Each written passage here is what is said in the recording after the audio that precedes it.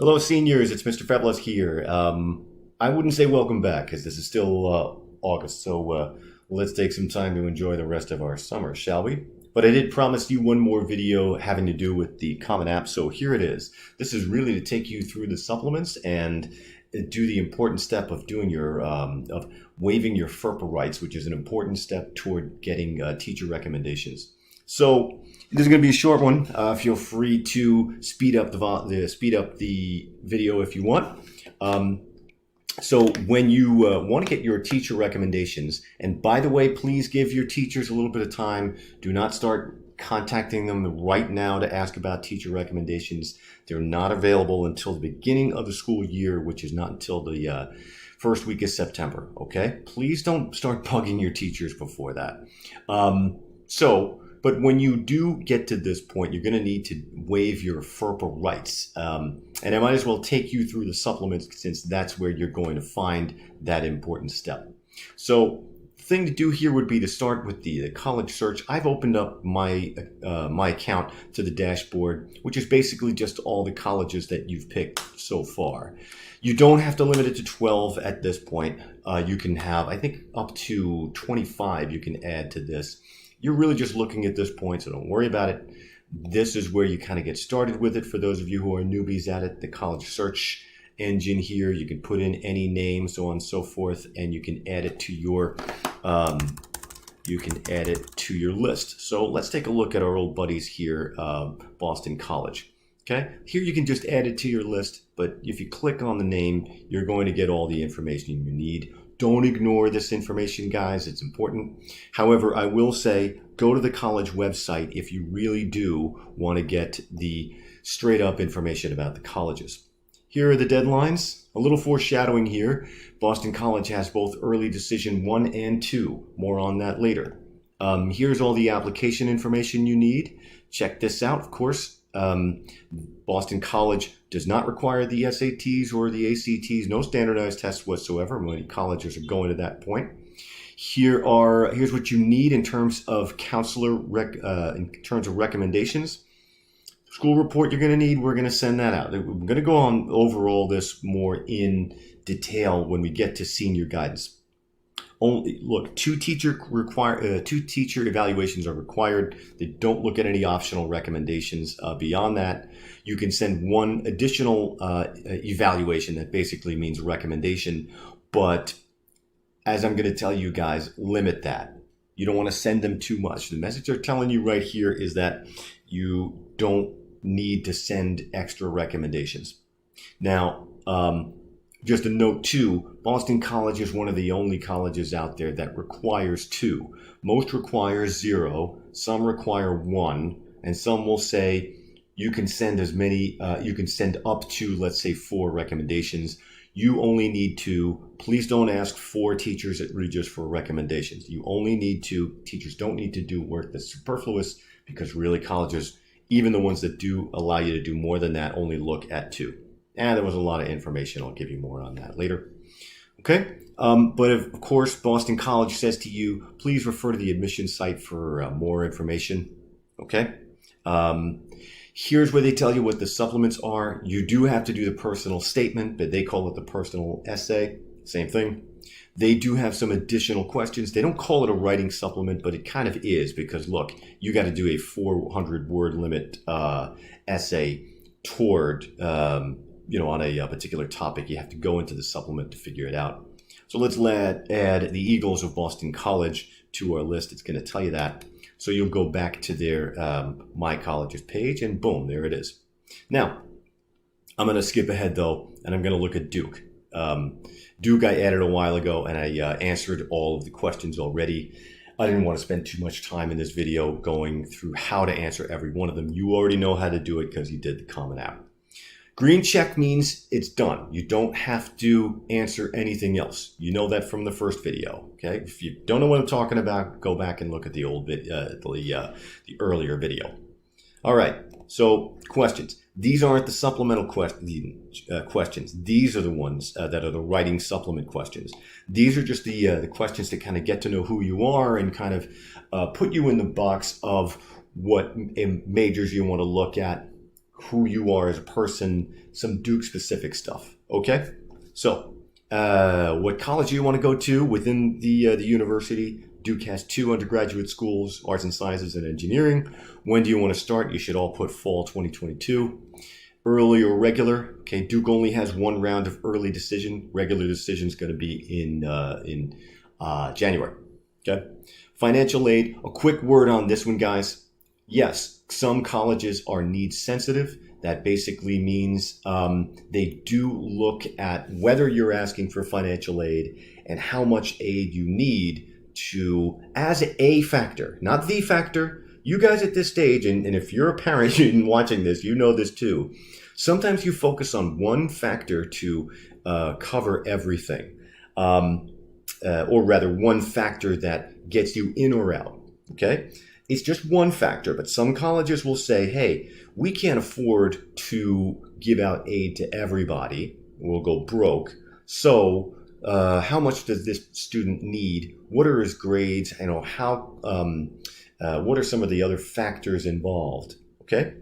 So, but if so some students say, hey, I'm not going to ask for aid because I don't want that to be a factor. Okay, so they check no on here. But if you can't afford, in Duke's case, $75,000 a year, you really do have to click yes. Okay, you're just kind of taking your chances. Then you have to go back to your list and pick some colleges that are not going to be a big factor in this one. For example, an in-state college where the tuition rate is low, or a college that is very overt about its need-blind financial aid policy. Okay, more on that later. I just wanted to give you that little tidbit there. Interviews are not required for admissions. This is kind of a unique to Duke question, but some colleges do interviews, some don't. Okay, this is one where you have to apply a little bit earlier to get an interview. But again, more on this later. I'm doing a lot of these things that are going to be a bit later. Let me skip ahead and just say this. Anytime you see that red dot, that asterisk, it's a required question. Okay, you know this if you watched the earlier video.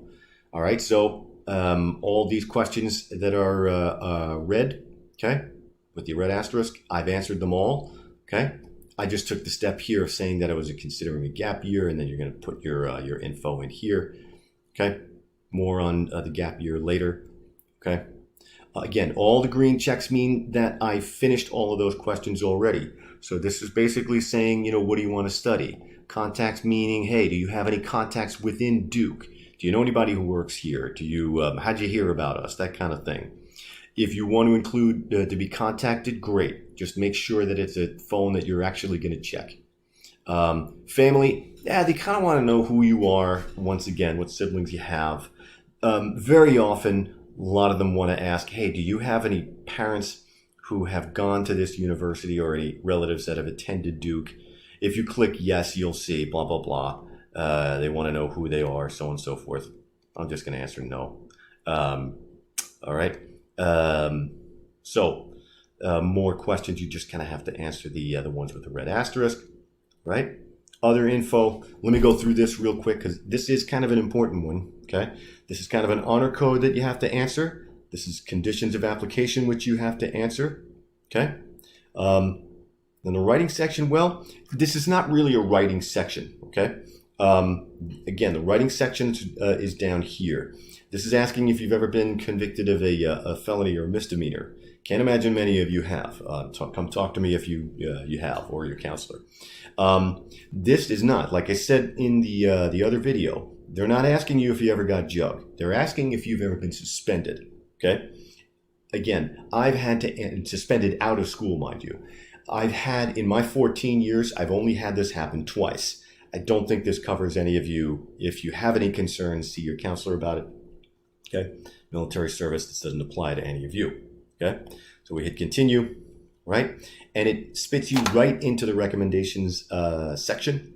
Okay, now let's take a look at this page for a sec. Let's go to the Ferpa release authorization. Now, basically, Ferpa is this. You have the right to view basically your entire application file if you wanted to after you have been accepted. Okay? You have that right. That's what FERPA means, the Family Educational Rights and Privacy Act. However, most students, and I'm going to say 99.9% of the students out there, waive their right to see their documents, mainly their recommendations, after they've been accepted. Well, wait a minute, that sounds crazy. I'm not waiving my rights. I'm a red-blooded American. Give me a break. However, think of it this way. If your teacher had to submit his or her recommendation for your approval, don't you think they would write it a little bit differently? They would be a lot more careful knowing that you were going to read it. No one is going to trash you. No one's going to say he's a terrible person and a bad student and a bad tennis player to boot. No, if you've done this right, you've asked a teacher for whom either you've done excellent work or work that you can be proud of, okay? That's the only reason typically why a teacher says no. They say, well, gee, is there anybody else who can write for you? And if you do it right, you won't have to, you won't get that response. So I really think you should all waive your FERPA rights. Again, in my time, 14 years, I've had one student not waive his FERPA rights, and I had to be careful with what I wrote. He wasn't real, I don't know if he viewed anything after the fact. I'm going to assume no. But again, I had to write it carefully. Not that I needed to, I wasn't going to trash the kid, but I was going to be a little bit more careful. So you really do have to waive your FERPA rights. Click this button here and go to continue. Okay. Make sure you read this statement. It's got the red asterisk.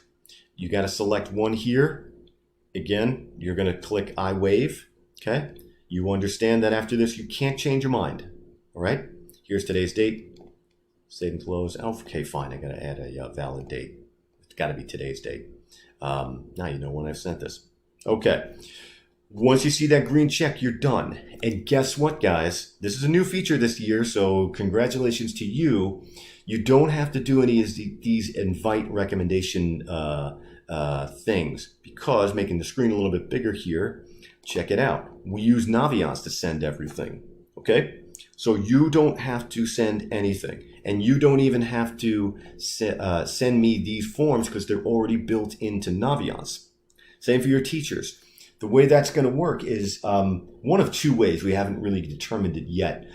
Either you're going to make the request on Naviance, or you make the request to the teacher, and then the teacher puts it up on Naviance as well. More on that later. Bottom line is, though, see this invite recommenders button? Don't click it. Don't bother with it. If I get an invitation from Common App from one of you, I know you did it wrong. I will restrain myself from making fun of you in class, but don't click that button, okay? Here's this other recommender thing. Okay. This time of year, you're all so excited about the internship or the job you had over the summer, and someone says, hey, I really want to write a recommendation for you for college. I'll go into this in class. Outside recommendations are not required, and typically they're not all that great. Not saying that they're going to say that you're a bad person, but colleges don't really need to know about your internship ability. They really want to know about your academic ability, okay? All the other stuff comes from the counselor. So restrain yourself here, guys. Don't feel like, hey, where do I send the 5 recommendations I had from my clergyman, my coach, my Cub Scout leader? That's a true story. I'll tell you that someday. I wanted to send Cub Scout info to colleges. Give me a break. Okay? So restrain yourself here. You can use this to send outside recommendations. I don't think you should do that. I think you should send it directly to the colleges themselves. Why use this portal for that? I will leave it to you guys, though. However, once again, don't be tempted to send a whole bunch of outside recommendations. Okay. And this advisor thing, you really don't need to do this. Ignore it. This is really more if you were in a special program like a KIP program or something like that. Okay. So once you did that, you're done. Okay. You click continue. Hey, at this point, it's going to say, do you want to submit your application? Don't do that yet. Okay. For me, because mine's a practice account, I can't. So that's the deal. All right, let's take a look at the writing supplement questions. Many of you have probably looked at this already. Okay. Some colleges have more than others, and some colleges have none. Maybe I'll show you one of those that has none. Okay. Here's your question, 200 word limit. This actually tells you down here your actual word limit. Okay. Some colleges will say roughly 250 words, and down here you'll see that the actual limit is, 300, something like that. Okay. Feel free to dump your, just, cut and paste your text and stick it right in here if you wish. Okay. Here's another, here's some optional questions as well.